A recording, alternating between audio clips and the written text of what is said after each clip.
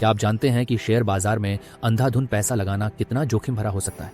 सफलता की कुंजी है कंपनी की वित्तीय सेहत को समझना, और यहीं पर फंडामेंटल एनालिसिस काम आता है।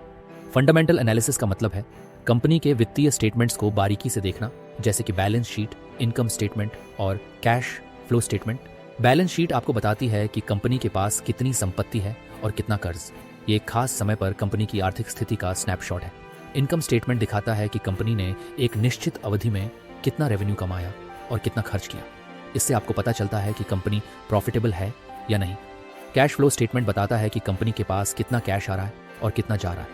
ये जानना बहुत इंपॉर्टेंट है, क्योंकि एक प्रॉफिटेबल कंपनी भी कैश की कमी से डूब सकती है। इन स्टेटमेंट्स को देखकर आप कंपनी के की रेशियोज निकाल सकते हैं, जैसे कि price to earnings ratio, debt to equity ratio और रिटर्न ऑन इक्विटी। ये रेशियोज आपको बताते हैं कि कंपनी का वैल्यूएशन सही है या नहीं, और क्या कंपनी अपने कर्ज को चुकाने में सक्षम है। लेकिन याद रखें, फंडामेंटल एनालिसिस सिर्फ नंबर्स का खेल नहीं है। आपको कंपनी के मैनेजमेंट, इंडस्ट्री ट्रेंड्स और इकोनॉमिक आउटलुक को भी ध्यान में रखना होगा। तो अगली बार जब आप किसी कंपनी में इन्वेस्ट करने की सोचें, तो थोड़ा समय निकाल कर उसकी फाइनेंशियल स्टेटमेंट्स को जरूर देखें।